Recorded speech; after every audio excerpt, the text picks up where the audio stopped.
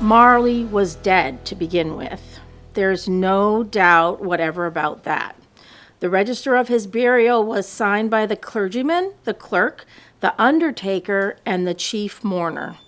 Scrooge signed it, and Scrooge's name was good upon change for anything he chose to put his hand to. Old Marley was as dead as a doornail.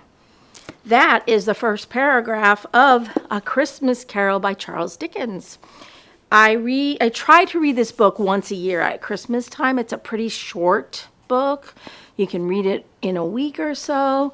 And I always have to ponder, is it a ghost story? Is it a Christmas story? What is it? I love this book. I recommend it. I've read it to middle schoolers out loud. I've read it to my grandchildren out loud.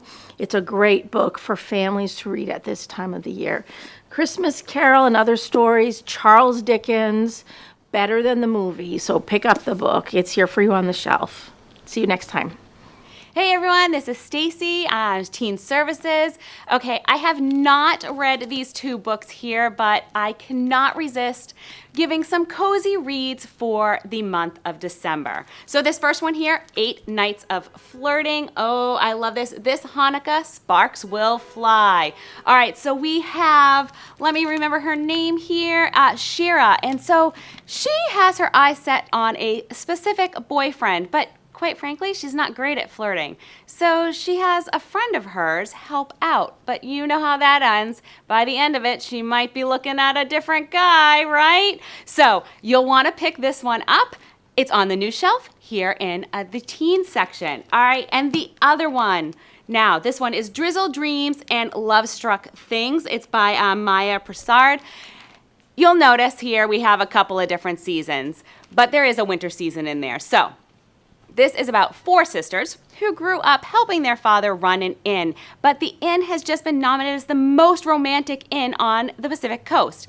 So we go through the different seasons, the 4 sisters falling in love, out of love, who knows what else is gonna go on. I think this is definitely another romantic read to cozy up to this December. All right. Don't forget to come in to the teen area because there's a whole bunch of new books that you are going to want to take a peek at and definitely check out. See you soon. Hi, I'm Liz in Adult Services, and for my pick of the week this week, I have chosen the book Unlikely Animals by Annie Hartnett. And this book is so new and so popular that our copy is checked out. So the fun thing about this book is it is set in New Hampshire, the fictional town of Everton, New Hampshire, although it does reference some real-life New Hampshire things, like, for example, the real-life Corbin Park, which is an exclusive private game preserve, which was founded in 1889 and is known for its secrecy. But so the book itself focuses on our heroine, Emma Starling, as she is coming home from being away in college in California. She's coming home to New Hampshire because her father is sadly very sick and he is dying. So Emma arrives home to sort of find things are even worse in many ways than she thought that they were. She has a brother who's dealing with addiction. Her best friend has gone missing, unbeknownst to her. And her father, although he is dying, is keeping a very positive mindset because he has been seeing and interacting with a variety of unlikely animals around Everton, New Hampshire. Are these animals real? Are they just in his mind? That's up for you to decide. And he has also become best friends with the long-deceased naturalist, Ernest Harold Baines, who is telling him all about these animals. So this is a family story. It's a story about Emma reconnecting with her family and all of them sort of coming together to recognize the struggles that each one is going through and finding a way to make a better future together. And although it sounds a bit on the sad side, it's a very heartwarming book, and I highly recommend it.